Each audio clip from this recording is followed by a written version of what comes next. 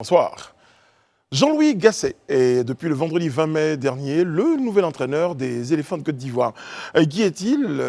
Qu'est-ce qui a plaidé en sa faveur? Eh bien, on en parle en début d'émission. Et ce soir, il sera question de la lutte contre la lèpre dans notre pays. Notre invité, l'invité du talk, est le docteur Roch Christian Johnson. Il est directeur médical de la Fondation Raoul Follereau. Analyse pertinente et débat constructif. Ce qu'il faut retenir de l'actualité, c'est de notre live talk. Bienvenue.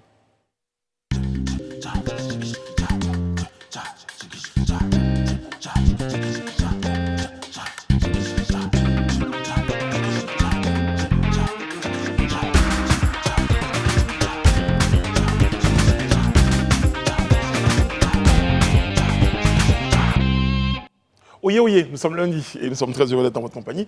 Merci de suivre les programmes de Live TV. Bienvenue dans le Live Talk. Notre magnifique plateau du Live Talk vous accueille. Vous nous accueillez chez vous aussi, car Live TV, c'est chez vous, c'est chez nous. Bon, enfin bref. Je garde le meilleur pour la fin. Alain Toussaint, bonsoir, comment allez-vous? Bonsoir, oui, je vais bien. Et vous? C'était bien votre week-end?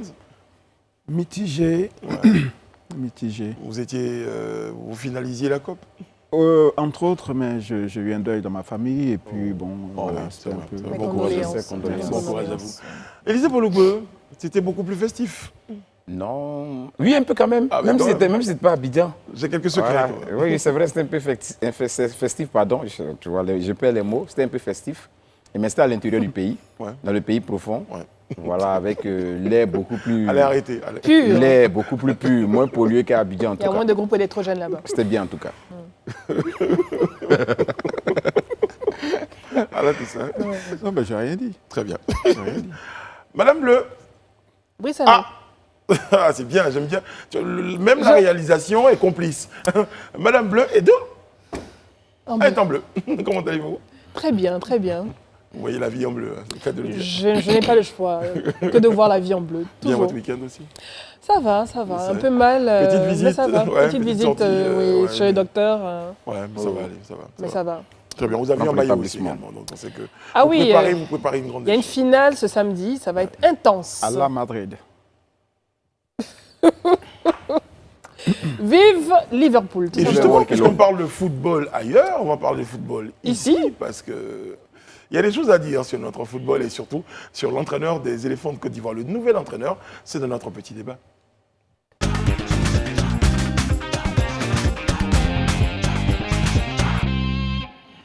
Fin de suspense pour les passionnés de football en Côte d'Ivoire. Ça y est, Jean-Louis Gasset a été confirmé dans ses fonctions de nouvel entraîneur ou de nouveau sélectionneur des éléphants. Qu'est-ce qui a conduit à ce choix? Élisée, vous êtes très au fait de la chose footballistique, donc du coup, vous pourrez nous donner les détails que nous ignorons. Il y avait appel à candidature, il y avait les candidatures qui avaient été annoncées, et d'autres qui étaient encore gardées secrètes, parce que les entraîneurs, dit-on, étaient sous contrat.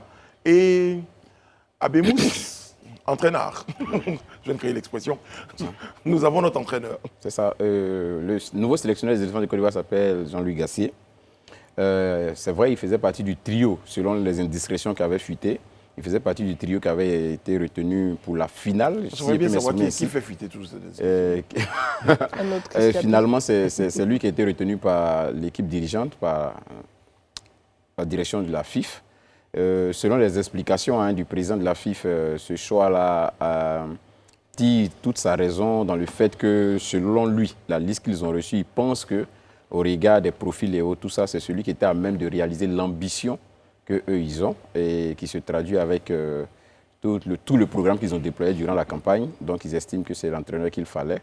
Mais vous imaginez aisément que... À travers comment vous faites le récit, j'ai tenu personnellement à ce que ce soit vous, pour que je vois jusqu'à quelle mesure vous pourriez vous contenir, mais non, ce n'est pas le cas. Visiblement, vous et un bon nombre d'Ivoiriens n'êtes pas tout à fait d'accord avec ce choix. Ben, moi, je ne dirais pas que je ne suis pas d'accord. Ce n'est pas que je ne suis pas d'accord. Mais j'estime pour ma part, en écoutant le président, qu'il ne m'a pas convaincu sur les raisons qui ont motivé le choix de cet entraîneur, pour moi. Voilà, j'estime que les raisons avancées, pour moi, n'étaient vraiment pas assez convaincantes. Parce que quand il parle de celui qui a le profil, à même en tout cas, d'aller dans le sens de l'ambition qu'eux ils ont et qui a été portée par le programme qu'ils ont défendu pour leur élection, Je me dis que quand même pour une équipe comme la Côte d'Ivoire, j'ai essayé de ressortir la liste des 22 postulants et j'ai regardé dans la liste quand même, je vois qu'il y a certains sélectionneurs qui ont quand même des résultats, qui ont eu des résultats aussi bien avec des sélections africaines que même avec des clubs européens. Parmi les 3 finalistes, dit-on, selon la rumeur, il figurait Antoine Kombouaré. Antoine Kombouaré vient de remporter la Coupe de France avec le FC Nantes. Et pour ceux qui suivent quand même le championnat français depuis une dizaine d'années, Antoine Kombouaré, c'est un entraîneur quand même qui a toujours su imprimer une marque à chaque équipe qu'il a prise. Mais je crois qu'il a voulu, il a préféré finalement rester et reconduire son contrat Kombouaré, oui. Ça, nous, on n'a pas reçu cette information. Est-ce qu'on avait les moyens de pouvoir payer Antoine Kombouaré? Parce que là aussi, ça faisait partie des conditions, n'est-ce pas? Si on nous dit, c'est quoi le salaire de Gassé? Parce que là, il faut bien qu'on sache le salaire de Gassé. Alors justement, à cette question, j'ai une réponse en vidéo. Le salaire, vous ne l'aurez pas parce que c'est contractuel. Quand on signe un contrat, on ne donne pas le salaire. Donc ça, il faut déjà qu'on se mette d'accord là-dessus. Donc je ne donnerai pas le salaire. Bon. Vous voyez, on ne connaît pas le salaire de Gassé. Donc, c'est difficile de dire que est-ce qu'il était possible qu'on s'offre les services d'Antoine Kombouaré parce qu'on ne sait pas ce qu'Antoine Kombouaré a demandé. Mais je pense quand même, si je veux me référer juste au dernier en date, c'est-à-dire Patrice Baumel, il était autour de 30 900 euros, environ 20 millions de francs CFA mensuellement. Ouais. Voilà, et ça, quand on regarde avec quand même ce que les entraîneurs ont en Ligue 1 française, c'est pratiquement dans la fourchette. Voilà, c'est pratiquement dans la fourchette. Est-ce que les entraîneurs ont en Ligue française, souvent même, ils ont moins que ça. Donc je me dis que on ne pourrait pas dire que... Mais aussi les entraîneurs en Afrique qui ont plus que ça. Oui, mais exactement plus que ça, c'est ce que je dis. Donc, dire qu'on ne pouvait pas payer Antoine Kombouaré, je me pose encore des questions. Ou bien même quelqu'un d'autre sur cette liste-là. On revient à vous tout à l'heure. Alain Toussaint. Écoutez, moi, je suis agacé par la désinvolture avec laquelle le président de la fédération annonce d'abord le recrutement de cet entraîneur d'occasion. Pourquoi vous pensez que c'est une désinvolture? Parce que quand on lui pose la question sur le salaire de l'entraîneur, il se permet de dire que c'est confidentiel. Mais je vais quand même rappeler que c'est l'argent du contribuable qui permet de financer la fédération. Les stades dans lesquels vont se dérouler les compétitions de la CAN 2023 sont financés par l'argent de l'État, donc par les impôts prélevés sur les citoyens. Et le minimum, c'est la transparence. Non, je vais terminer. Mais sur ce point déjà, je vais avoir un élément d'éclaircissement ou d'éclairage, c'est vous qui décidez. Le directeur général de la douane, supposons, si je prends cet exemple-là, ou des impôts, il est payé par l'argent des contribuables. Oui. Est-ce que vous avez une idée? Est-ce que toute la Côte d'Ivoire a une idée de son salaire, par exemple? On a une idée du salaire des ministres parce qu'ils ont une activité qui est médiatisée, qui est publique. On a une idée de ce que perçoivent les députés. Le président de la République lui-même, on sait ce qu'il perçoit. On a même une idée du fonds de souveraineté. On a une idée d'un certain nombre de rémunérations de nos dirigeants d'entreprises publiques ou semi-publiques. Pourquoi vous classez l'entraîneur? Parce que cet entraîneur-là a été recruté, à mon sens, contre la raison. Vous savez, nous sommes le pays de Laurent Pokou.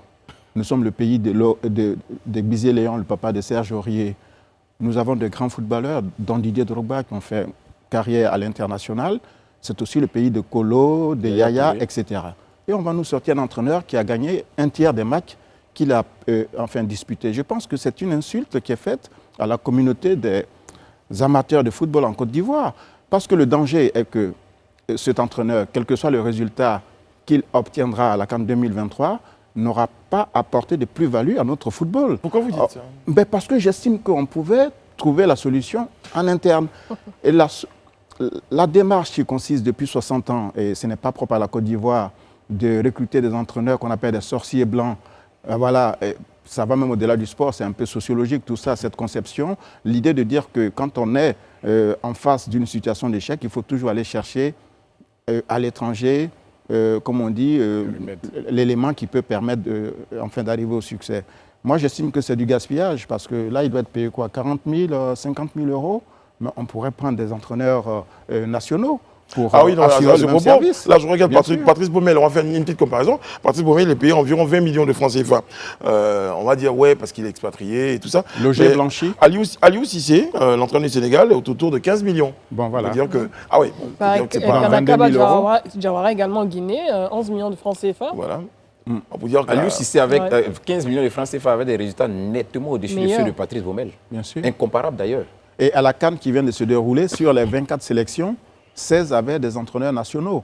Et le carré qui est arrivé en fin de compétition, c'était, je crois, 75% étaient dirigés, les sélections étaient dirigées par des nationaux.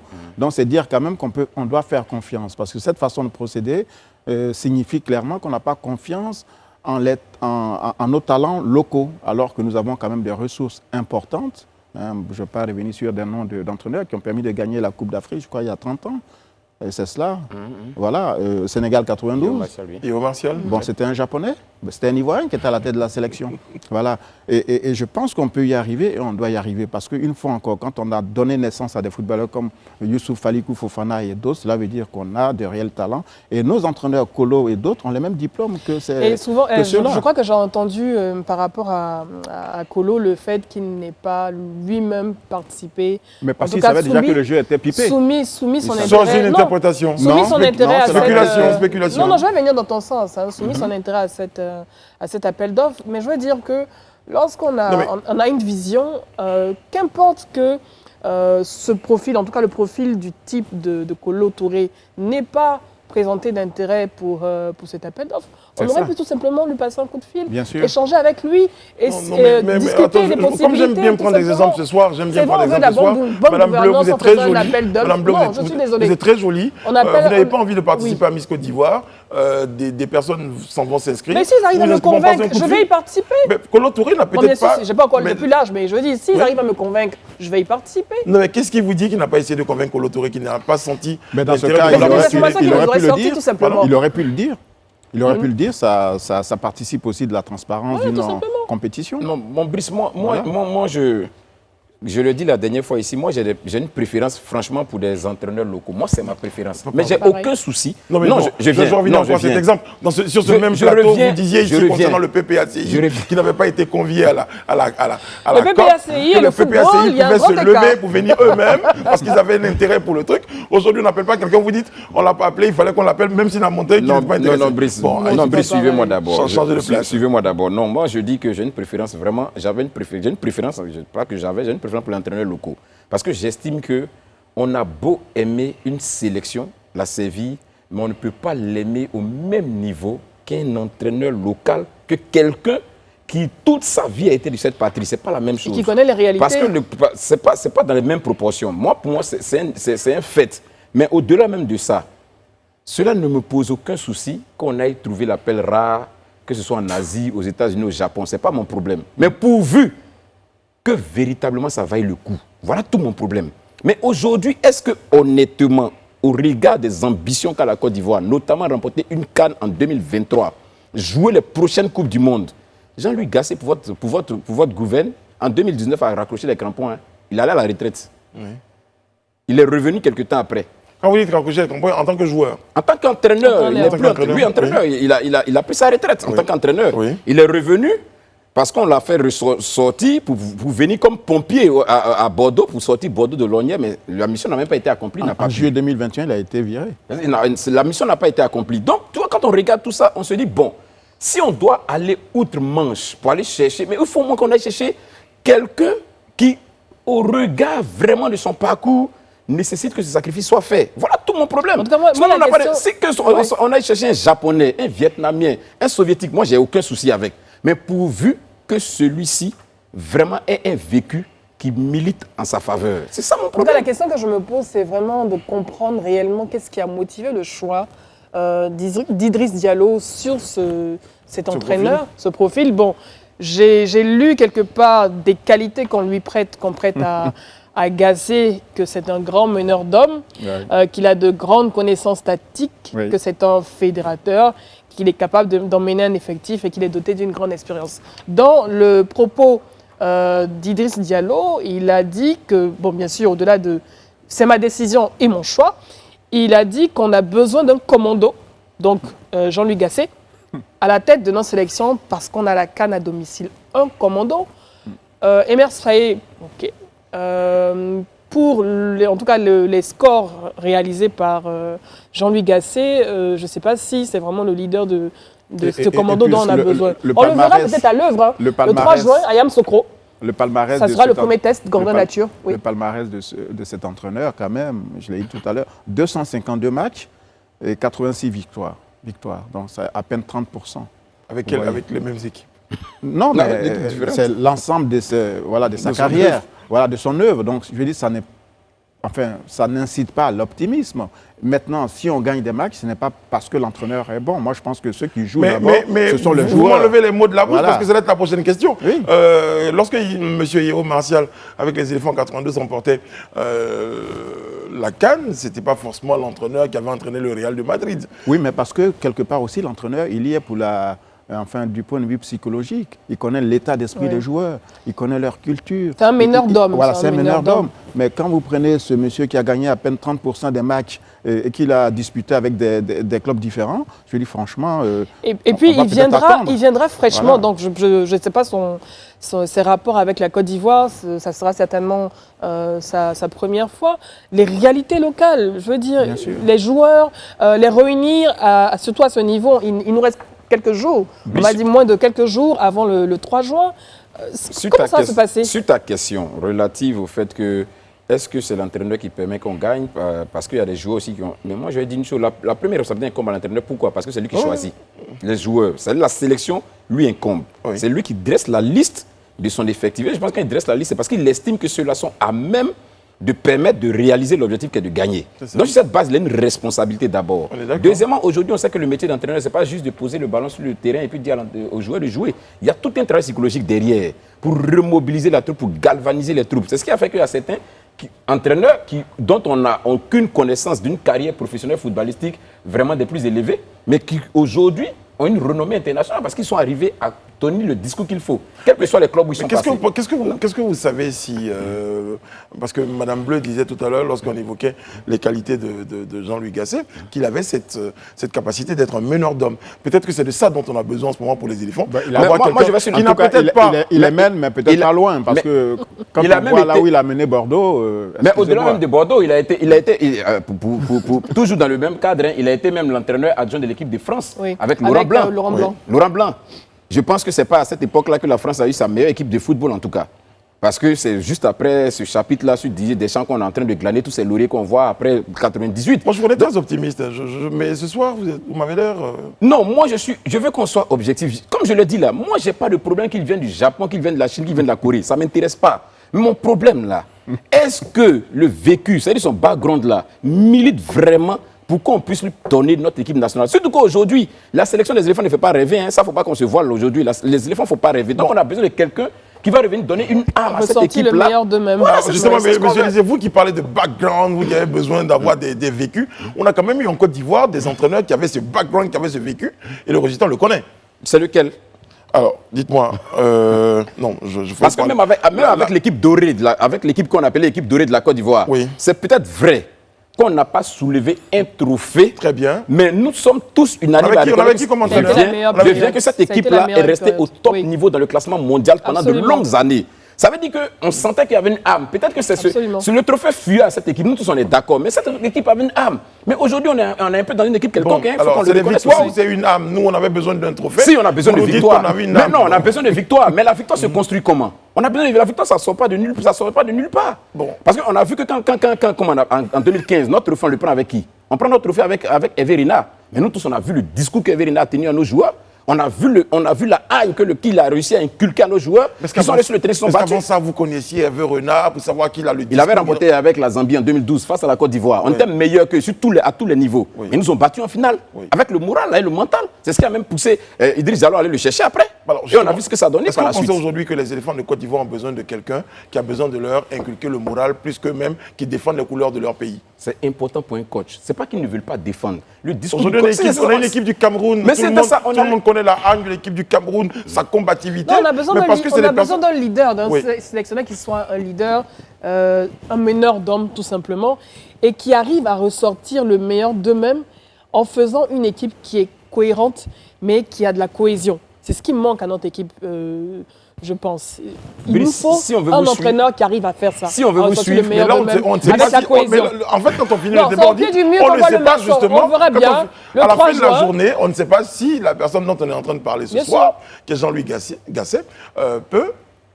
Non, mais Brice, rassure-toi, même si Jean-Louis Gasset permet à la Côte d'Ivoire de remporter la CAN 2023, on va l'applaudir. Mais cela ne changera rien au fait qu'on ait ces inquiétudes qu'on pose aujourd'hui. Parce que ces inquiétudes sont compréhensible. légitimes, en fait. C'est légitime, Ce pas des inquiétudes. Mais je pense que enfin, gagner la CAN, certes, mais il faut être sur le long terme. Qu'est-ce qu'on fait après? Non, mais évidemment, moi, écoutez, je suis très réservé sur les résultats que notre sélection sera en mesure d'obtenir avec cet entraîneur à l'occasion. Moi, je serais Jean-Louis Gasset. Je serais bien inquiet pour dire, bon, s'il ne remporte pas la CAN, oh là là, ça sera chaud. S'il la remporte, on dira, ouais, mais bon, c'est pour le long terme. Non, mais à un moment. Brice, il faut qu'il s'apprête à connaître souci les avec le Ivoiriens, recrutement de cet entraîneur, c'est que, bon, je ne sais pas si M. Diallo a donné les détails, qu'est-ce qui a été convenu? Est-ce qu'il a un contrat d'objectif? On nous a dit qu'on visait peut-être la demi-finale, la CAN 2023. C'est quand même dire qu'on n'est pas ambitieux. Voilà, il faut être ambitieux. On organise la CAN à domicile, on n'a qu'un seul objectif, c'est de la gagner. C'est tout. Voilà, il n'y a pas de demi-finale, il n'y a pas de quart. Non, il faut la gagner. Et donc lui, on aimerait bien savoir, au-delà de son salaire qui doit être public, savoir quels sont les objectifs qui lui ont été fixés. Et puis, la durée du contrat. Est-ce qu'il y a une clause en particulier qui pourrait, par exemple, stipuler qu'en cas d'échec à la CAN, il devrait regagner Montpellier, par exemple?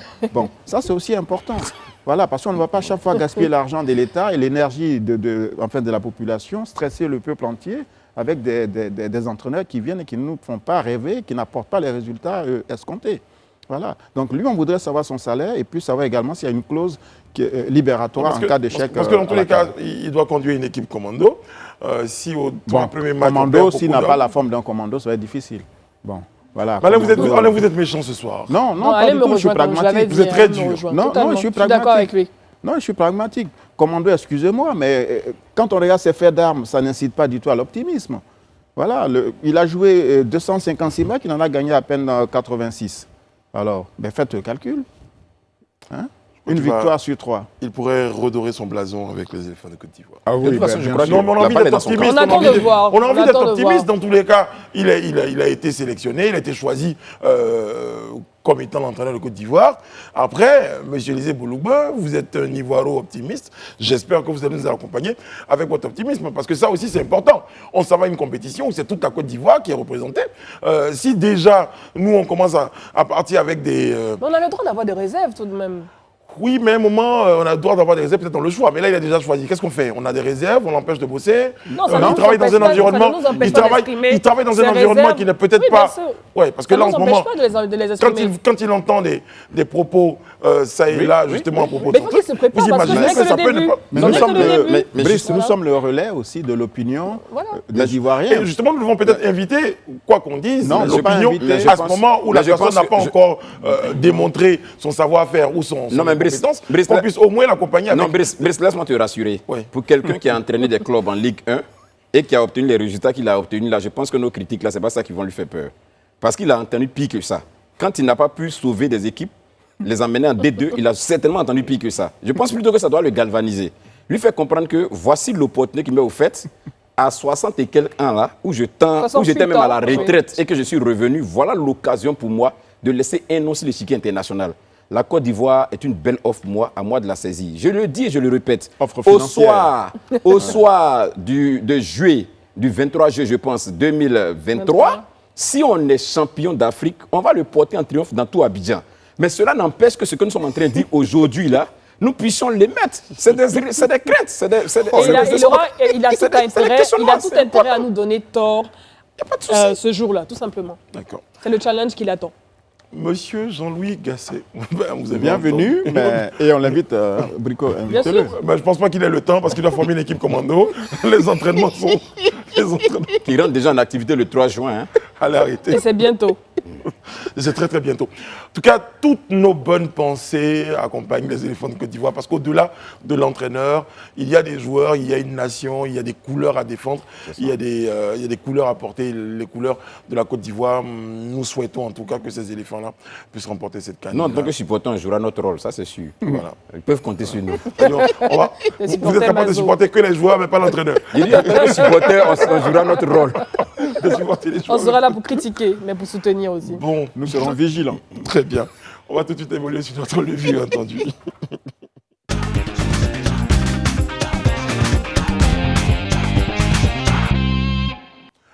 Sur un tout autre terrain, notre revue entendue est tirée de la une du journal Le Nouveau Réveil. Basculement sur la liste électorale, voici ce qui va se passer. Les propos sont d'Alain Dagou, le vice-président de la CEI, Alain Dagou, pardon. Le Nouveau Réveil, dans sa parution du lundi 23 mai, donc aujourd'hui, basculement sur la liste. Qu'est-ce qui va se passer, Élisée Bologue? Non, il était invité, selon ce que j'ai lu dans la presse, il était invité pour une conférence dans un établissement. Et donc, en échangeant avec les étudiants, il a tenu ces propos-là. Il évoque une révision de la liste électorale? Il a indiqué qu'en accord avec l'ONI, l'Office national d'identification, il a été convenu que ceux qui ont établi des cas d'identité et qui sont au-delà de 18 ans, qui ne sont pas sur la liste électorale, soient reversés sur la liste électorale, soient reversés directement sur la liste électorale. Donc c'est cette information qu'il a donnée. Et bien évidemment, ça suscite... Près d'1 300 000 personnes, c'est ça? Oui, environ 1 million 300 personnes, c'est ce qu'il a dit. Et bien évidemment, ça a suscité quelques questionnements, parce qu'on se demande si ça s'appuie, c'est-à-dire cette procédure-là s'appuie sur un test, parce qu'il faut reconnaître aussi que tout ce qui se fait au niveau de la CEI s'appuie sur des tests. Donc, est-ce que ça, c'est prévu dans les tests? Donc, c'est des questionnements qui ont été posés ça et là. Et le commissaire de la CEI, M. Dogou, a essayé plus ou moins de donner des réponses, disant que c'est des choses qui avaient été prévues et qui étaient plus ou moins dans le mécanisme normal des choses. C'était prévu en 2021, voilà, ça avait déjà été annoncé. C'est des choses prévues, et qui rentrent dans le mécanisme normal des choses.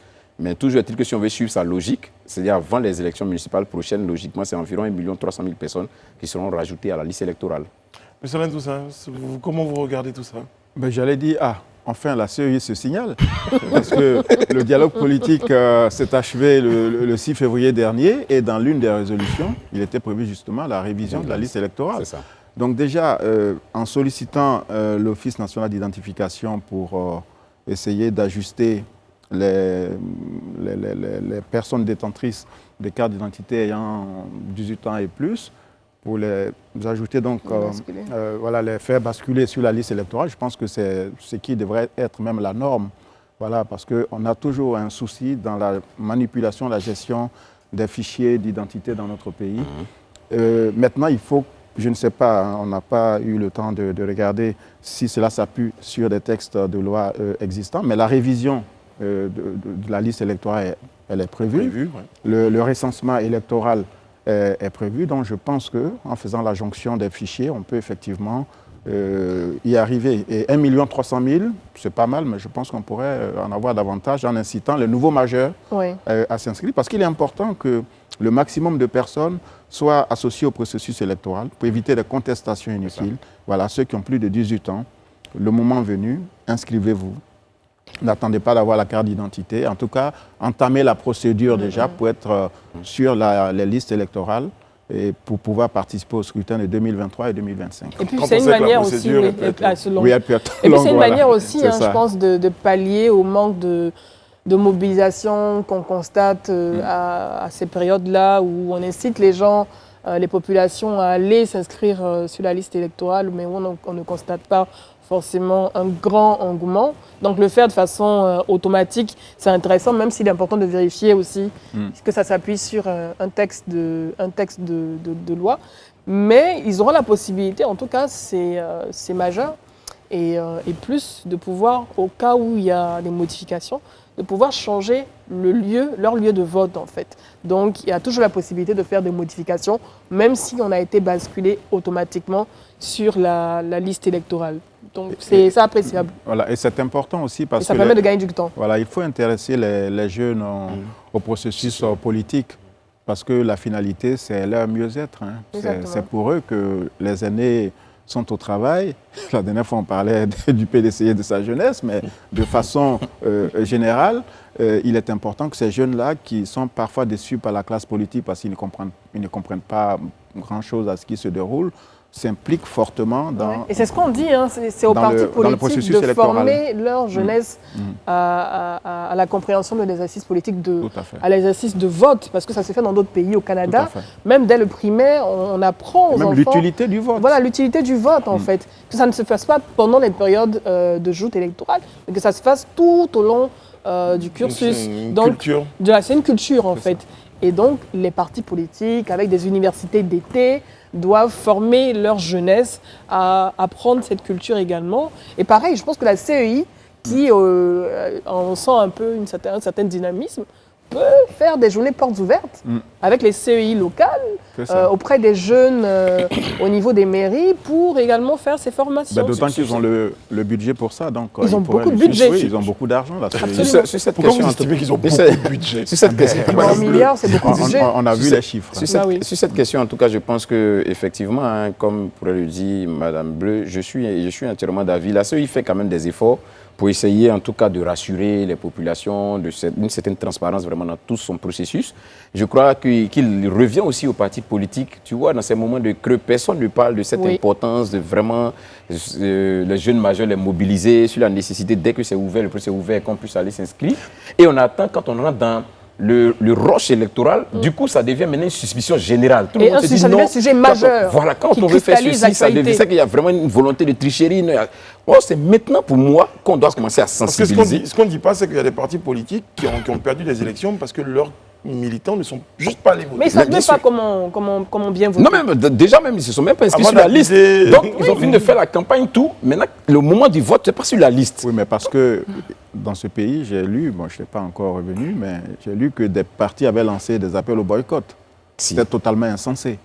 Voilà, boycotter le recensement d'abord de la population, puis le recensement électoral, c'est totalement mais récemment, je crois qu'ils hors sont de tous propos. Oui, raison. mais c'est la conséquence aussi des appels qui ont été lancés, Bien parce sûr. que le fichier, entre-temps, ne s'est pas renouvelé comme par magie. Bien sûr. Voilà, donc des gens qui sont dans les meetings, qui participent aux réunions politiques, mais qui n'ont pas la capacité de voter, c'est quand même du gâchis. C'est du gâchis. Le vote est un droit, il faut que tout le monde le comprenne et que prenne des dispositions vraiment pour exprimer son choix, c'est important. Si j'étais l'arbitre ou l'entraîneur, j'aurais dit mi-temps.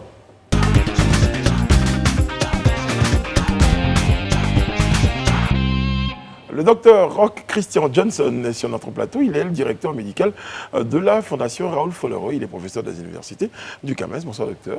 Bonsoir, monsieur. Merci d'être en notre compagnie ce soir. Merci. Docteur, la dernière fois que j'entendais parler de lèpre, c'était à l'église. Donc, et d'ailleurs, ils avaient été guéris, ceux qui avaient cette lèpre-là. Aujourd'hui, on s'était dit, quand on parle de lèpre en Côte d'Ivoire, est-ce que ça existe encore en Côte d'Ivoire, l'état des lieux? Merci beaucoup. Eh bien, c'est le paradoxe. La lèpre est une maladie ancienne, mais elle est encore une maladie d'actualité. Mais je dois dire que si on veut parler de la lèpre en Côte d'Ivoire, on va parler d'une histoire qui est intimement liée à la Fondation Raoul Folero, mais qui peut s'exprimer en termes de succès et en termes de défis. Succès pourquoi? Parce qu'il y a, dans les années 50, c'était 14 000 lépreux qu'il y avait en Côte d'Ivoire. Aujourd'hui, il n'y en a plus que 500. Donc, vous voyez, il y a un parcours. Et l'histoire, c'est que la lutte contre la lèpre au niveau de la Fondation Raoul Folero a quelque chose de fondamental en Côte d'Ivoire. C'est que notre fondateur, Raoul Folero, pendant la Deuxième Guerre mondiale, a collecté des ressources en pleine guerre pour lancer le premier village des lépreux à Adzopé, en Côte d'Ivoire. Et donc, nous sommes là pour parler de la lèpre, mais aussi des défis. Défis parce que nous voulons vraiment, en 2030, mettre fin à cette endémie, et c'est toute notre ambition. On parlait de maladies anciennes, il y a certainement des personnes qui nous regardent aujourd'hui qui n'ont peut-être pas la lèpre aujourd'hui. Comment on peut définir cette maladie? Comment elle se contracte? Est-ce qu'elle est contagieuse? Est-ce qu'on la guérit? Vous avez parlé tout à l'heure de 15 000 aujourd'hui à 500. Comment tout ça s'est fait? Eh bien, la lèpre est une maladie infectieuse qui est provoquée par une bactérie qu'on appelle bacille de Hansen pour faire court.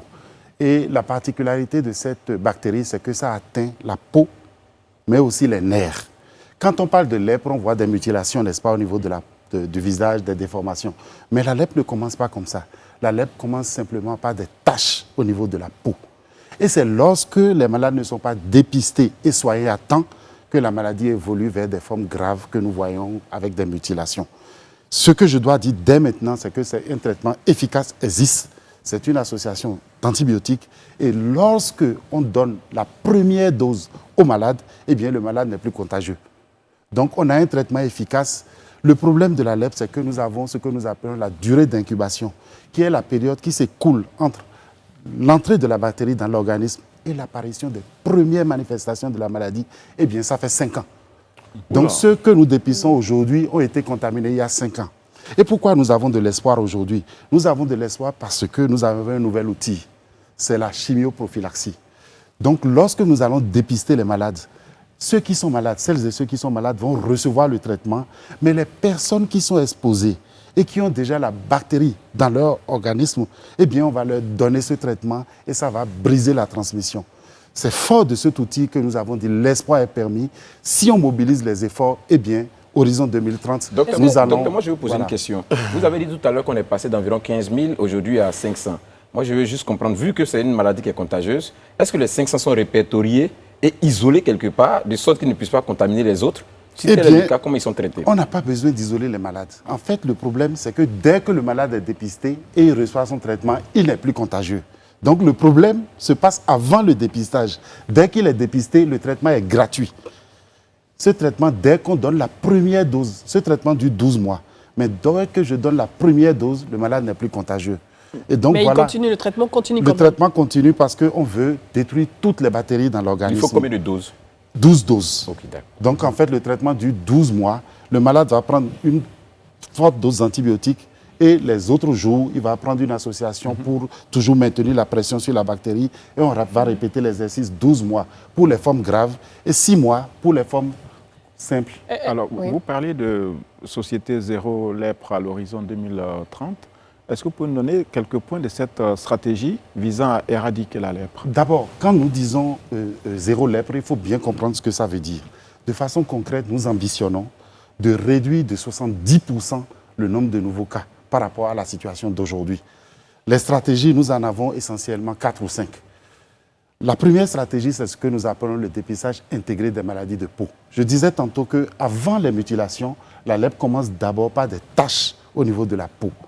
Eh bien, quand nous allons dans les villages, nous allons dire nous sommes venus pour les maladies de peau. Quand nous allons venir pour les maladies de peau, nous allons dépister les taches de la lèpre, mais nous allons dépister aussi toutes les lésions de maladies tropicales négligées. On va également dépister toutes les dermatoses. Mais ça a un avantage majeur, c'est que le malade ne sera plus stigmatisé. Imaginez, je viens dans le village, je dis parce que toi tu as la lèpre, je viens parce que vous voyez, le malade, tout de suite, il est isolé. Mais cette stratégie nous permet de faire d'une pierre plusieurs coups. Dépister et traiter le malade de la lèpre, mais les autres également. Première stratégie. Deuxième stratégie, c'est ce que nous appelons l'administration de la polychimiothérapie, qui est une association d'antibiotiques extrêmement efficace pour la lèpre. Mais celles et ceux qui sont déjà exposés, c'est-à-dire l'entourage des malades, les cas contacts, nous allons leur donner la chimioprophylaxie.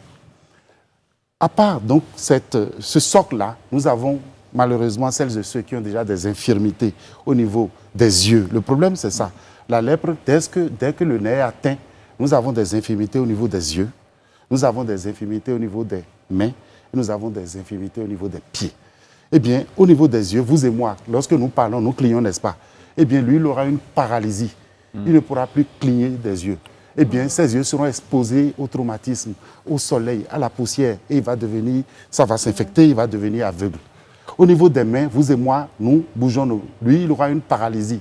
Il va avoir une griffe et finalement, il va avoir de l'auto-amputation. Quand je marche sur une pierre ou sur une épine, j'ai mal et je sursaute. Eh bien, à cause des lésions nerveuses, lui ne sentira rien. Il va se blesser, il ne saura pas. Et ça va s'infecter. Et si on ne fait rien, on ira à l'amputation. Pour celles et ceux qui ont déjà ces lésions, eh bien, nous allons les prendre en charge à travers une stratégie que nous appelons prévention des invalidités et réadaptation physique. Mais toute cette expertise que nous avons déployée pour les malades de la lèpre, dans les communautés, cette stratégie va aussi servir aux autres personnes en situation de handicap. C'est ce que nous appelons la prise en charge inclusive du handicap. C'est le dernier point de la stratégie. Oui. Il reste 2 autres. Il reste 2 autres points. Attendez, les 2 autres points, c'est quand par exemple j'ai une plaie, eh bien, il y a un outil formidable qui permet de soigner les plaies. C'est l'eau et le savon. Je vais dire au malade, trempe tes pieds dans de l'eau et lave avec du savon pour éviter les infections. Est-ce que s'il n'y a pas d'eau au village, est-ce qu'il n'y a pas le savon, est-ce que ça peut marcher? Non. Voilà donc pourquoi nous avons introduit la stratégie eau, hygiène et assainissement. Et là encore, ça ne va pas profiter seulement aux malades de la lèpre, mais aussi aux autres malades. Et enfin, vous savez, je vais vous raconter une histoire personnelle. J'ai reçu en consultation une maman qui a la lèpre. J'étais très content parce que j'ai dépisté la maladie au début et je lui ai dit, amène ton mari et je vais lui expliquer comment on fait le traitement. Il dit, docteur, ne faites pas ça. Ils sont dehors, ils attendent. Si vous leur dites que j'ai la lèpre, je serai divorcé. Ah, d'accord. Pourquoi? Simplement parce que la lèpre fait peur. Il y a toujours des stigmas. Il y a encore des stigmas. Donc, en fait, notre troisième pilier, notre dernier pilier de la stratégie, c'est la lutte contre la stigmatisation. Et faire des personnes affectées par la lèpre des ambassadeurs de la lutte pour qu'eux-mêmes ils puissent participer aux activités avec nous. Voilà les défis, voilà les stratégies. Juste un mot, mais ces personnes, une fois guéries, quand elles reviennent dans la communauté, comment sont-elles perçues par leurs parents, par leurs amis? Est-ce qu'elles arrivent à se réinsérer? Est-ce qu'il n'y a pas de stigmatisation? Si j'arrive à dépister le malade pendant qu'il n'a que des tâches, il est traité et tout rentre dans l'ordre. Si la personne a des infirmités, alors là, il faut l'accompagner un peu plus dans une stratégie qu'on appelle auto-soin pour lui apprendre à vivre avec son handicap. Et à ce moment-là, la Fondation Raoul Foloro va l'accompagner à travers des activités génératrices de revenus pour qu'il soit digne, parce que Raoul Foloro disait un homme est digne parce qu'il travaille. Mais le regard des autres, c'est ce que je voulais savoir. Le regard des autres, nous devons travailler avec les communautés. Nous devons sensibiliser la communauté pour dire la lèpre est une maladie comme les autres. La lèpre se soigne et donc on n'a pas besoin de stigmatiser le malade.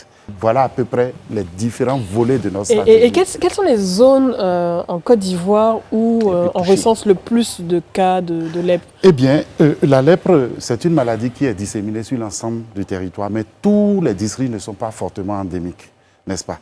Par exemple, nous allons démarrer cette année un projet dans la région de Gagnoa.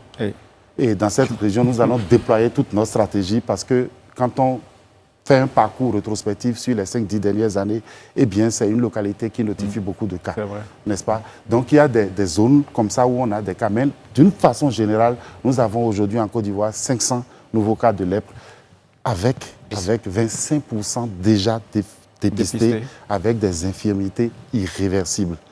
Et aussi 7% de ces malades sont des enfants. Alors, c'est un indicateur très important pour nous parce que c'est l'indicateur qui nous permet de savoir que la transmission continue. J'ai dit tantôt que la durée d'incubation, c'est 5 ans, 10 ans. Donc, si un enfant a la lèpre, ça veut dire qu'il a été contaminé il n'y a pas longtemps. Donc, vraiment, notre objectif, c'est avoir 0 enfant avec la lèpre et 0 enfant avec la lèpre sans infirmité. Voilà. Docteur, on va marquer une pause. On ira à la pub et revenir parce que Élisée Bologo, il est impatient de nous poser 2 ou 3 questions. Avec plaisir. Merci, docteur. À tout à l'heure. Nous sommes de retour sur le plateau du Live Talk pour la deuxième partie de notre entretien. Et notre invité ce soir est le docteur Roch Christian Johnson. Je rappelle, il est directeur médical de la Fondation Raoul Foloro. Il lutte efficacement contre la lèpre. On a entendu les chiffres, ils sont plutôt satisfaisants. On est passé de 15 000 cas à 500 cas qui sont en train d'être traités, et ça c'est important. Alors docteur, lorsque vous parliez, on a parlé de cas contacts. Donc je veux dire, s'il y a quelqu'un dans votre famille qui est éventuellement touché ou dans votre entourage, vous pouvez vous demander, tiens, est-ce que je ne vais pas aller... est-ce qu'il existe un dépistage volontaire, gratuit, comme ça, autant M. Alain Toussaint, dans son bilan de santé,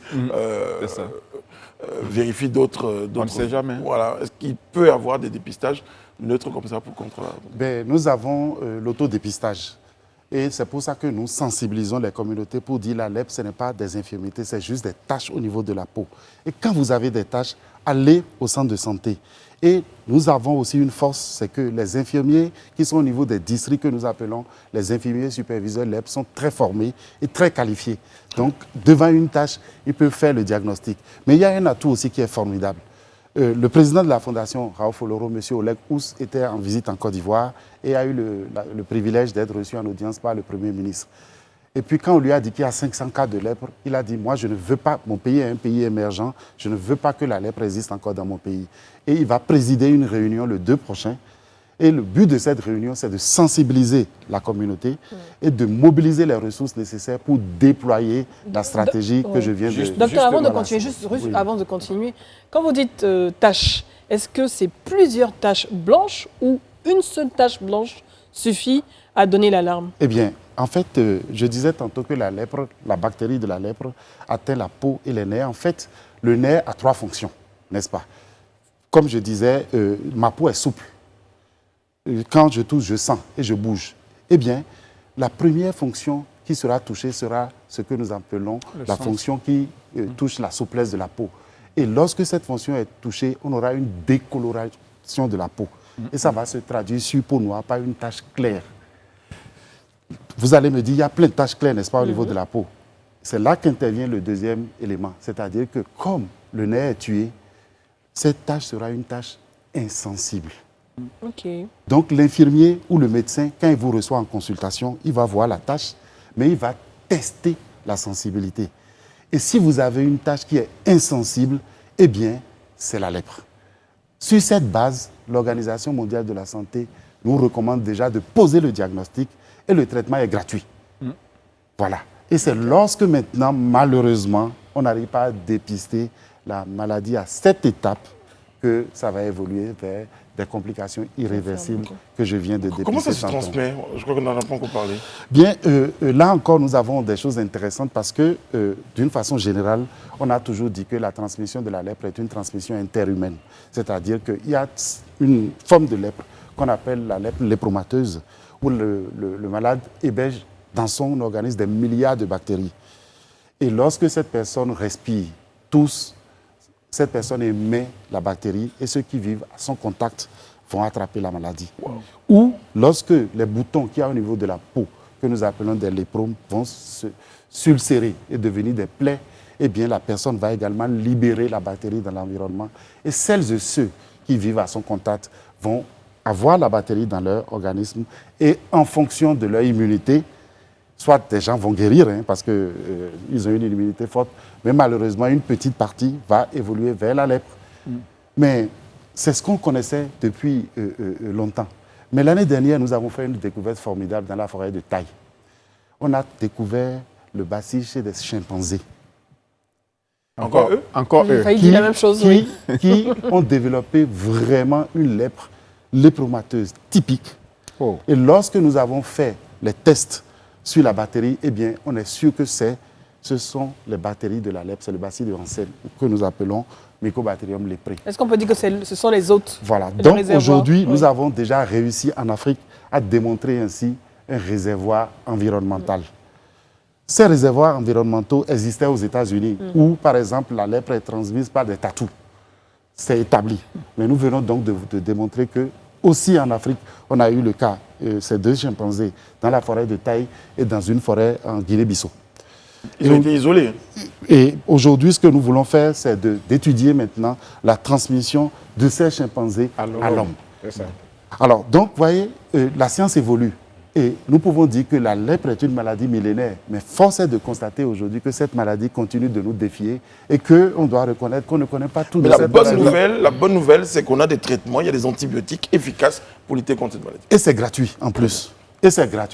Et aujourd'hui, en plus des antibiotiques, nous avons ce que nous appelons la chimioprophylaxie.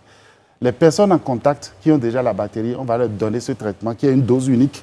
Et ça va stopper la transmission pour que ces gens-là ne fassent pas la lèpre dans 5 ans, dans 10 ans. Et c'est fort de cela que nous faisons la réunion des premiers et 2 prochains, pour dire c'est possible, embarquer avec nous dans cette belle expérience. Et à l'horizon 2030, nous allons réduire de 70% le nombre de nouveaux cas par rapport à la situation d'aujourd'hui. Ok, docteur, on vous sent très optimiste. Nous aussi, on veut être très optimistes. Mais on sent aussi que le chantier, il est vaste, en fait, pour qu'on puisse éradiquer. Et à vous seul, il serait difficile de pouvoir arriver à bout. C'est vrai que là, vous parlez d'une réunion avec le Premier ministre, le chef du gouvernement, mais de façon concrète, comment est-ce que l'État vous accompagne dans ce processus-là, vu qu'il a un rôle, à mon sens, important à jouer, surtout en termes d'éradiquer des pensées, ce cliché-là de maladie honteuse. Comment est-ce que le gouvernement vous accompagne? Eh bien, le premier élément de cette stratégie, c'est l'appropriation par le pays. Nous avons parlé du rôle de la Fondation Raoul Foloro, mais la Fondation Raoul Foloro vient en soutien. Et le ministère de la Santé a mis en place un programme national qu'on appelle le Programme national d'élimination de la lèpre. Et c'est ce programme qui est responsable de la lutte et qui déploie les activités sur l'ensemble du territoire national. Eh bien, nous soutenons ce programme par des moyens logistiques, par des moyens financiers, par des formations du personnel, par la prévention des invalidités, par des médicaments. Mais cela ne peut pas se faire si le pays ne se mobilise pas. Et nous sommes très heureux de constater que les autorités au plus haut niveau se mobilisent aux côtés du ministère de la Santé et c'est quelque chose d'unique. On n'a pas ça partout en Afrique. Alors justement, l'Afrique, rapidement, une cartographie sur l'Afrique de l'Ouest. Très bien. Les cas de lèpre, il y a des pays où... Autour de 25 000 nouveaux cas. 25 000 nouveaux cas. En Afrique. Les pays les plus touchés, c'est le Nigeria, 3 000 nouveaux cas. La République démocratique du Congo, 3 500 nouveaux cas. La Tanzanie, 3 500 nouveaux cas. Mais en dehors de ça, dans la zone coordonnée par la Fondation Raoul Foloro, nous avons 2 pays qui tiennent la tête. C'est Madagascar avec environ 1300 cas et la Côte d'Ivoire, 500 nouveaux cas. Et nous sommes très optimistes parce que si on se mobilise, on peut aussi avancer. Est-ce que c'est une maladie qui existe en Occident? Vous avez parlé des tatous aux États-Unis, mais en Europe, aux États-Unis, il y a des cas autochtones. Dans la région de Louisiane, et je viens d'expliquer la raison. Mais en Europe, la lèpre a disparu. La lèpre autochtone a disparu. Nous avons de la lèpre en Asie.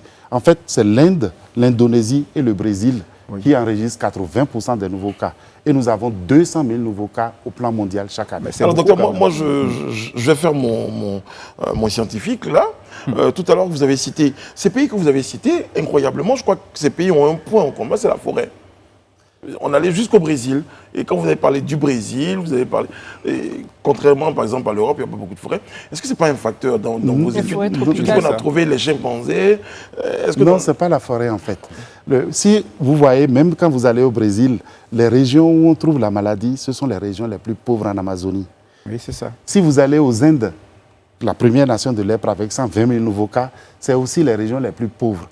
Donc en fait, quand on superpose la carte de la pauvreté à la carte de la distribution de la lèpre, il y a une cohésion. C'est pour ça que finalement, on se rend compte que pour réussir la lutte contre la lèpre, c'est aussi la lutte pour le développement. C'est ça. Réduire la pauvreté pour mieux combattre la lèpre. La lèpre a été éliminée en Europe avant même l'invention des antibiotiques.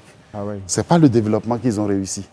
C'est aussi un autre défi. Mais docteur, on se rend compte que par exemple, la Côte d'Ivoire et le Bénin se classent en tête en Afrique de l'Ouest concernant la lèpre, alors que quand même, l'indice de développement humain et tout ce qui rentre en ligne de compte, le Bénin et la Côte d'Ivoire ne sont forcément pas quand même les derniers de la classe en termes de pauvreté dans cette partie de l'Afrique. Parce qu'il y a ce que nous appelons la pression de la transmission. Il y a la pression de la transmission. Parce que lorsque vous avez par exemple une poche et qu'on n'a pas brisé, même si on dépisse et on soigne, ça va diminuer, mais la transmission va continuer. Parce que pendant longtemps, l'outil que nous avons, c'est ce qu'on a appelé la polychimiothérapie, qu'il y ait ce que nous appelons la prévention secondaire. On n'a pas un outil de prévention primaire. C'est seulement maintenant que l'Organisation mondiale de la santé a recommandé cette chimioprophylaxie à la dose unique de rifampicine, qui est notre outil de prévention primaire. Et c'est fort de cela que nous sommes optimistes et nous sommes sûrs que à l'horizon 2030, tous ensemble, nous viendrons célébrer une Côte d'Ivoire. Entre-temps, il y aura peut-être un vaccin? Nous avons une fédération de toutes les associations de lutte contre la lèpre qu'on appelle ILEP. Et avec l'association américaine qu'on appelle American Leprosy Mission, on a développé un candidat vaccin.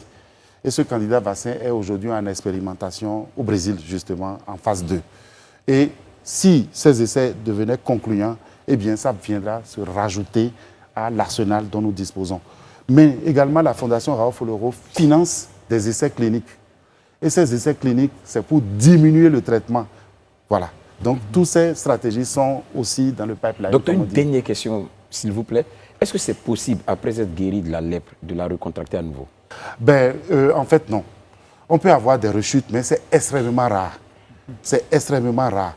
Quand la personne reçoit son traitement, il est guéri. Et le traitement, on a testé la résistance et nous sommes heureux de dire que la batterie a une très forte sensibilité aux antibiotiques. Donc nous ne sommes pas encore à l'étape de craindre des rechutes. Une petite question pour la route. Pour vous aussi. Voilà, une petite question pour la route. Sur la solidarité, dans le passé, il y avait des contributions, les pièces jaunes, etc. Est-ce que vous sentez une mobilisation populaire autour de la cause? Dans la ville d'Abidjan, à Bouaké, partout, vous allez voir des panneaux. Et on appelle à la générosité du public pour engager le public à contribuer, à donner. La participation peut être aussi modique. Ce n'est pas le problème, c'est surtout le geste. Et tous ces efforts nous permettront, n'est-ce pas, d'atteindre Mais ils le font notre comment? ambition. Ils déposent par chèque, par Orange Mobile Money, par Mobile Money, il y a un compte, il y a tout. En Tous les moyens de paiement tous les moyens de possibles. paiement sont disponibles. Quand vous avez envie de donner, vous trouvez les moyens. Voilà, et c'est marqué sur tous les panneaux que nous avons, c'est dans la ville et nous sommes très heureux d'engager tout le monde dans cette dynamique parce que Raoul Foloro disait, nul ne peut être heureux tout seul. Très bien. Eh bien, Une soyons ensemble. formule très magique. Et les contemporains disent, nul n'a le droit de jouir tout seul. Voilà, Par exemple. formidable. Après, vous me direz qui est ce contemporain. En tout cas, il a posé 2 questions. Il a été heureux tout seul. Il a posé la question de Madame Bleu. Merci beaucoup, docteur. Voilà, merci d'avoir été en notre compagnie. Et puis surtout, merci pour tous ces efforts-là. Voilà, c'est ça. Avec la fondation que vous représentez. Nous espérons que vous serez avec nous les premiers et 2 prochains. Bien sûr. Et ensemble, on va s'embarquer dans cette Et on va réussir à éradiquer. Exactement. Tous les encouragements. C'est ici qu'on se dit au revoir. Effectuez notre pied à terre pour le rendez-vous. Docteur, restez avec nous. Parce que juste après, il y a André Bois qui vous propose Immersion. Donc c'est un rendez-vous important. On va le suivre ensemble. Merci. Que Dieu veille sur vous, qu'il veille sur la Côte d'Ivoire demain.